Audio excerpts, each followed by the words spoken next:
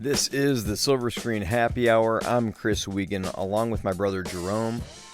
Today we've got another little bonus episode for you. We're going to talk a little bit about some of the Oscar nominees for Best Picture and some of our future episodes. But first, we went on a bit of a rant about the Detroit Lions. Now, I realize that not all of our listeners are Lions fans, but if you love us, at least you got to appreciate our passion for our hometown team and what a heartbreak that game was for us. Now, if you're from Green Bay or something like that, or San Francisco, and you just want to skip that part, go around to the 16-minute mark, and that's where you'll find where we're talking about the movies. Let's start with the fall of a football team onto their head. You know, Jessie was talking to her coworker, Gordon, and he made the observation that he goes, you know, Lions fans are like the abused spouse. Jesus. And I was like, I thought about it, and I'm like, well, I don't know if I go that far, but Dan Campbell is a compulsive gambler. He's got a problem. He cannot let go on fourth down. He's got to go for it. So here's the thing. I have now, it took about 36 hours to get here. But for those of you that don't know what we're talking about, the Lions lost in the NFC title game. They were one game away from the Super Bowl. They've never been to a Super Bowl. And we were on the road at the number one seeded San Francisco 49ers. And what was the score at halftime? 24-10. We were leading at halftime. Oh, scratch that. No. 24-7. 7. It was 24-7 at halftime. The Niners came out in the second half and got a field goal on their first drive, made it 24-10. We still had the momentum because we held them to a field goal. Made some big plays. And then 3 minutes and 59 seconds. That's all it took. Now, let me tell you 5 things that happened in 3 minutes and 59 seconds. I've backed away from kicking Dan Campbell in the nuts because the more I thought about it, maybe the second time that it was fourth down, and you knew that momentum had shifted. Yeah. Maybe you take the points, but that wasn't even farther. That would have been like a 48-yard field goal, no chip shot. Yeah. And if you miss it, they get the ball right there. So I get it. But wait, let's before we get to that second one. The first one I'm definitely backing off of. And I'll tell you why. We were on their 28 going in. Yeah. It's 4th and 2. We've gone for it in that situation all year long, and we still had momentum at that point. Our offense was still moving. Yeah. So I know he's thinking it's 2 yards. Now, here's the thing. The play was a well-designed play, too. The guy just dropped the fucking ball. Yeah. It was right in his hands. So I'm going to tell you, much like our 5-point finale, here's the 5-point ending to the Lions, and it took 3 minutes and 59 seconds. Hold on. First of all, I just want to throw my 2 cents in on the non-kicks. So Okay. One of the things I keep hearing from people that are defending Campbell is he believes in his guys. That's why he believes in his guys. He doesn't believe in his kicker. Correct. Apparently. It's not that he doesn't believe in his kicker. He doesn't believe in his kicker. I mean, if he believed in his kicker, he'd have had him out there, at least for one of them. Okay, so he believes in some of his guys. So, where's Prater? But here's the counterpoint to that. Let's say you're right. Let's say he doesn't. Let's say he goes for the field goal, and Bagley shanks it. Like Jake Moody shanked one earlier in the game for the Niners. Yeah. He shanks it. Everybody the next day would be kicking Campbell in the nuts saying, why would you kick a field goal? You've been going for it in that situation. They'd be kicking the kicker in the nuts. Maybe. But they would say, you know what? You already knew the weather conditions weren't great. Moody already shanked one earlier in the game. You go for it on 4th and 2 all year long. Why would you stop being you now? They would blame him for that. My point is, anything goes south, the coach is going to get kicked in the nuts, whether it's his fault or not. I agree. Reynolds needs to catch that fucking ball. So now, 5-point finale on the Lions. Here we go. Keep in mind the time frame. It's 4th and 2. We go for it on 4th down. Reynolds drops the ball. Point number 1. 2 plays later, they have a 51-yard play that gets them down to the Detroit 4-yard line on a fluke play that bounces off our cornerback's face and lands in Brandon Ayuk's one-arm catch down to the 4-yard line. That was demoralizing. Fluke play. That's number 3. No, that was number 2, right? Yeah, 2 plays later that happened. Number 3, they punch it in for a touchdown 3 plays after that, right? Okay. We get the ball back on the kickoff. First play from possession. First play on the next possession. Jahmyr Gibbs fumbles. They recover. And then 4 plays after that, they score again. 2 turnovers, 1 on downs, 1 in a fumble, and 2 touchdowns off of those turnovers in 3 minutes, 59 seconds of game time. That ended the game. Because everything after that was just Niners being Niners. Mm-hmm. Everything before that was Lions being Lions. So that crazy 4-minute span changed everything. Yeah. Well, here's my hope. I love Campbell. He's done such an amazing job this year with this team. I mean, the last 3 years. My hope is, I don't know. Don't say he's going to learn his lesson, because he's not learning his lesson. I do think there's you're going to take it that way, but I do think there's something to learn. I agree. There's something to learn, and you know what? He's going to consider this next year if he's in the same situation. I don't know if he'll do the same thing. He might, but he's going to consider it.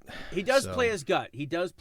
And maybe next time his gut will tell him differently. Now, the reason why I was Facebook rage drunk posting on Sunday night, going after Dan Campbell hard, was because I felt the same way. And my argument to people, because I kept getting, our cousin Jeff said something, and everybody else kept saying the same thing. You were happy about it when it worked all year long. Yeah, I know. You can't be mad at him now. Here was my counter to that, but I was too drunk and angry to really flesh it out.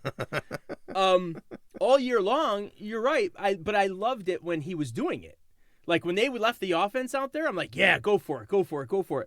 But I was going to say last night. It's been 2 days now. I know.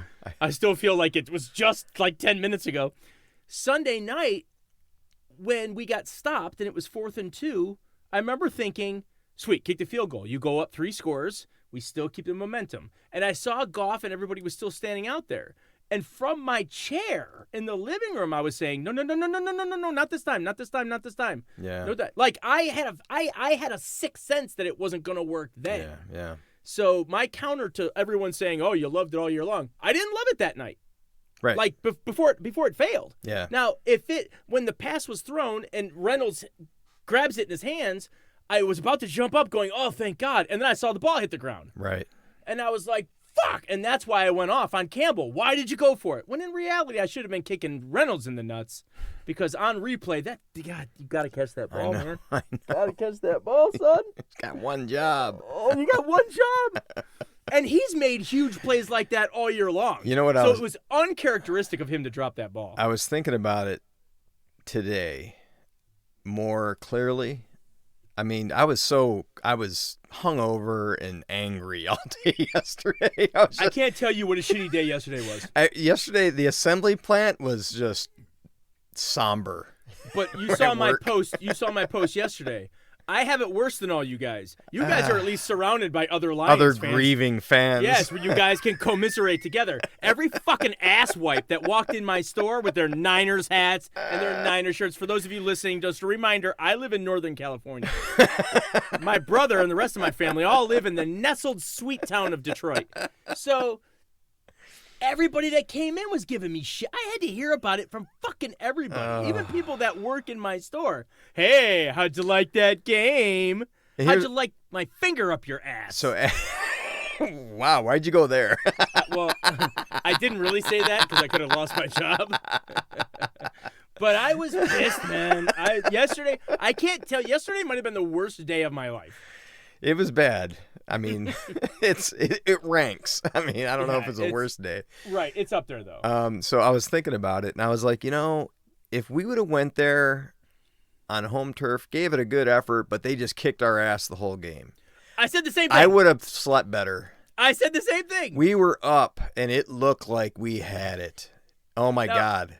All right, look, I'm going to say one more thing. In a religious sense, I've made a deal with myself and God that I would never pray for the Lions to win because that's God's got more important things to do. And I'm sure somebody on San Francisco's side is praying for the same thing. So what's God going to do? Like, I got to piss somebody off. So I always told God I would never pray for the Lions to win. All I pray for, though, is that they play their best ball. That they play their best. That's all I ask for. If we had played our best and we simply got our asses kicked, I would have been okay with that. I mean, I wouldn't have been okay. I would have been like, wow, we're still a year or two away. But to see that we actually were pushing them all over the field. Oh, they didn't know what to do in that first half. It was unbelievable. When it was over and I'm fighting back tears, I went to go piss, one of my many pisses. And I looked up as if I was talking to God. And all I said was, why don't you just blow us out? Why didn't you just blow us out? Like, I would have taken 48-0 over this. Oh, like, this is worse than 48-0. It is, because I would have just went to bed early. Yeah, I would have. And I almost turned it off at halftime going, I'm going to bed knowing we won. That's it. I don't want to hear about the rest of the world. But, of course, I can't do that. So, no, I did not blame God. But I did wonder how the hell 3 minutes and 59 seconds changed the entire fucking game. I mean, it was amazing. I'll tell you when I really thought it was over, and it wasn't the going for it on fourth down. It was Ayuk's catch. That 51-yarder off our guy's helmet. I remember thinking that's the kind of shit they show on ESPN 20 years from now as the tide that turned the game. Yep. Right? We see it all the time. What happened? It was I think when the Saints beat the Colts in the Super Bowl, Peyton Manning's Colts. They did an onside kick to start the second half. Nobody saw it coming. And it was a surprise. And they got the ball. And everybody credits that. They're like, that was the moment. That was the moment that turned the tide of the game. And they still show that play 20 years ago, from 20 years ago or whatever it was. When Ayuk made that catch, I remember thinking we lost. That's it. And we were still up 24-10 at the time. And I was like, nope, this is bad. This is real bad, man. That's the kind of play they'll show. They're showing their fucking kids 30 years from now. Yeah. And then, of course, they scored. Then we fumbled and they scored again. And I was like, I should just turn it off. Yeah. Because it's 24-24. So, a little good news today. Yes, we got some good news reporting today. Some breaking news. Dun, dun, dun, dun. Dun, dun, dun, dun, dun. Breaking news. We are retaining our offensive coordinator. Yes. And that's huge, folks, because not only was he a shoo-in for the Washington job, he was all but ready to go and take the head coaching job of the Washington Commanders. He is integral to our offense and integral to Goff's performance. Yeah. Right? He's a perfect fit for Goff. Goff's a perfect fit for him. They mesh well together, and the offense runs so smoothly through this guy. I think Dan Campbell's he has tear stains on his shoes as he was holding his ankles. Dude. not letting him leave. Please don't go. But just give us one more year. And I remember thinking, Dan Campbell, excuse me, in the post game, with tears in his eyes, he said that I was truthful with the guys. I told them this might have been our only shot. Like, normally you never hear a coach say that. You always hear them say, we'll be back next year. Fear not, we'll be back. Dan Campbell was honest. He was like, this may have been our only shot. Because he knows, number one, how hard it's going to be to do it 2 years in a row. Everyone's going to try and poach your talent. Not only that, we now have the first place schedule. I don't know, for those of you that don't know how the NFL scheduling works, wherever place you finish in your division, you play that place of all the other teams that you play. So, like when we pick, and not all of them, so here's how it works. Obviously, you play your division rivals twice. So that's 6 games right there, right? 2 against Minnesota, 2 against Chicago, 2 against Green Bay, 1 home, 1 away. Then they pick a division from each conference. They'll say, okay, this year you play the NFC East. Mm-hmm. So every team in our division will play everybody in the NFC East. And then they pick one from the AFC. Okay, you're going to play the AFC South. So everybody in our division will play everybody in the AFC South. But to fill the rest of the gaps, it's where you finish. So last year we finished 4th. So I think we finished 3rd. 3rd or 4th. We played the 3rd or 4th ranked team in the other divisions. You know what I mean? Yeah. This year, we're going to be playing all the number 1 teams because we won our division. So we're going to be filling all those schedule gaps with division winners. So, well, I mean, it's gonna be a tougher season, but man, we started this season. Who did we play first game? Yeah, at Chiefs. Yeah. We had that division. We won on the road. We did. We had the AFC West was our AFC division this year. Yeah. But let me finish. I didn't finish my other point. When Dan Campbell was saying that, I think he believed that Ben Johnson was gone. Right. So he was thinking, not only is our schedule going to be harder, but we're probably going to lose some guys. Somebody might retire. Somebody might sign as a free agent somewhere else. We're going to lose talent. And we're going to lose our offensive coordinator. I think he firmly believed that. Today is a huge leap in getting back to the NFC title game. I text my buddy Hughes as soon as I heard the news. I said, dude, we retained our OC. Now I feel like we can go back. Like I wasn't very confident, but now I think we can. Yeah. 19-0. Let's do it. Or actually, now it'd be 20-0. Actually, if you have a first round bye, 20 or no. Fuck, I don't know. The new format's different. First round bye. Yeah, first round bye. So first round bye. You still have to play 3 games though.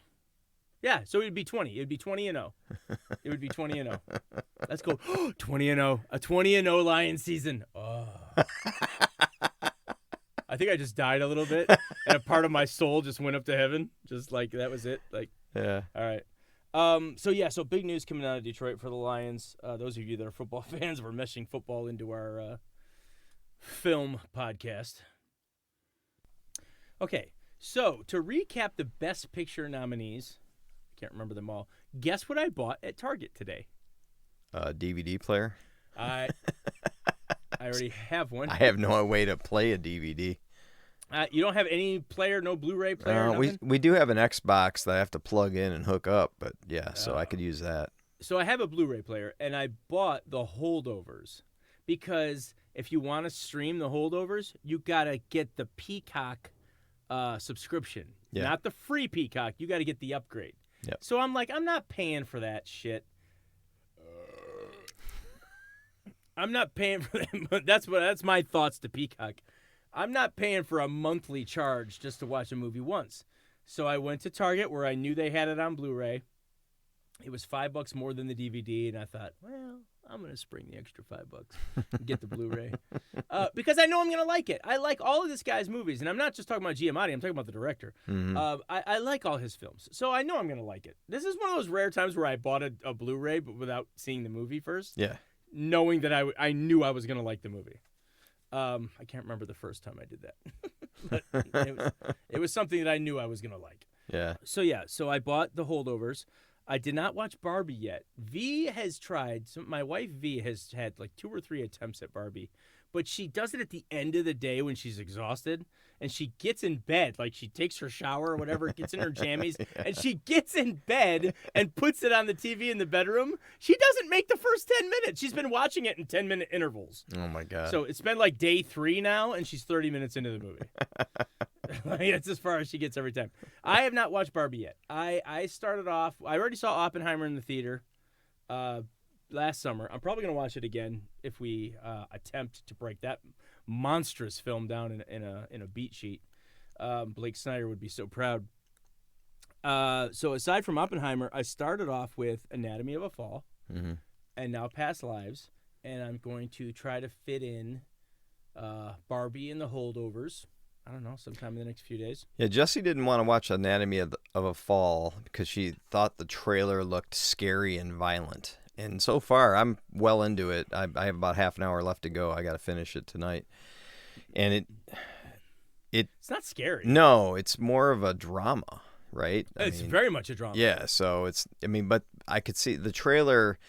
There's a couple scenes in the trailer that are kind of, suspenseful, and they show blood, and it's like, that's why she thought that. But there are some brutal parts. Yes. And what well, I was gonna say, what part are you on right now? You said you have about a half hour left. Yeah, I think they're winding up the court scenes or. So have whatever.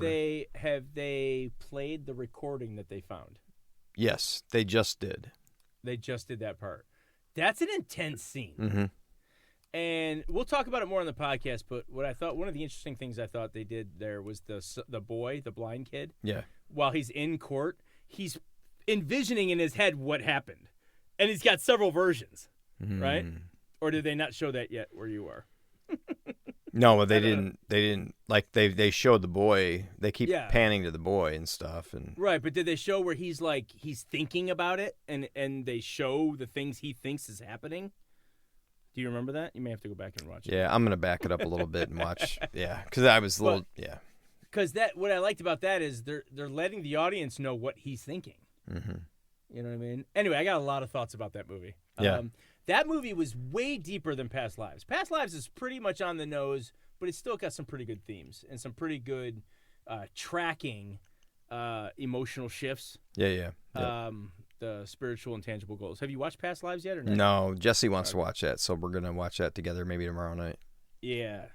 It's a good relationship one. It's another one that it pisses you off sometimes. I'm always pissed off about something when it comes to relationship movies, which people will find out when we air our Valentine. That's a nice segue to our Valentine show. Yep. When is our Valentine show being released, Chris? Now, keep in mind, the Super Bowl is Sunday, February 11th, and Valentine's Day is 3 days later on Wednesday the 14th. Yeah, it should be ready by Super Bowl Sunday, I think. I just haven't had I haven't had the time to do much editing, so I'm just getting started with that now.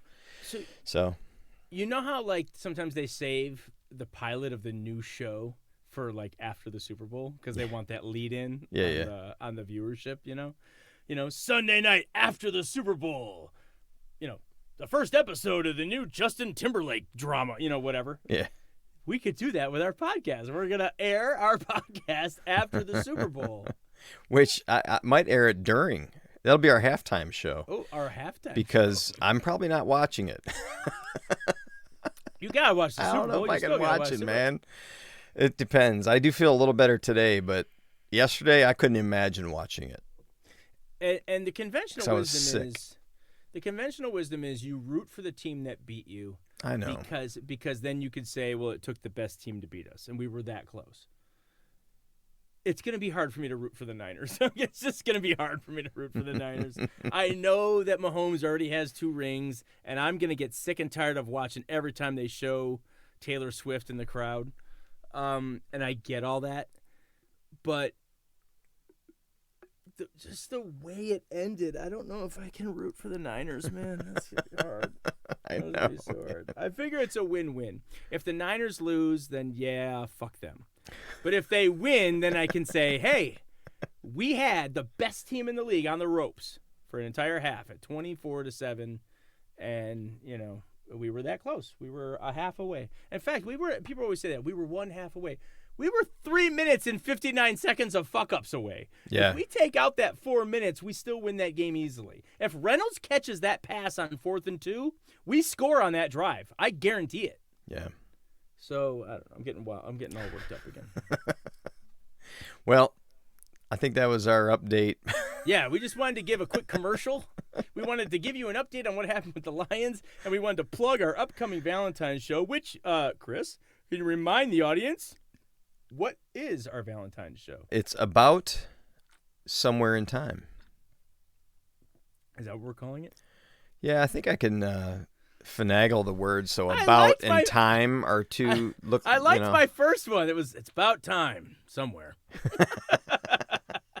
I liked that one with a comma in there. About time somewhere. But anyway, it's all in the delivery. Yeah. Just like the Everything Everywhere All at Once, we had to put a period after each one. Right. Right. What are the movies that are going to be talked about on the Valentine's special? Oh, so it was Somewhere in Time, 1980? 1980. Christopher 80? Reeve, Jane Seymour, yeah.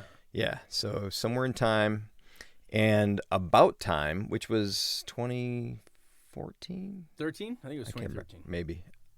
Don't quote us on the dates. We got it right on the show. Couple of time story, love themed. Time travel. Time travel. Yeah. And I'm proud of the beer I got for that. So I'll let myself tell it when you listen to the show. Yes, you listen to the show. So when you guys listen to this, we're probably going to air this in a couple of days. It is literally, by the time you hear it, it's a week after the NFC AFC title games. The Super Bowl is a week away. And then the Valentine special would be released on or around the Super Bowl. Yep. And then we got to get back to work and start pumping out our Oscar shows. We're going to have a string of maybe 2 or 3 months in a row where we just do Oscar movies. Pretty much. Yeah.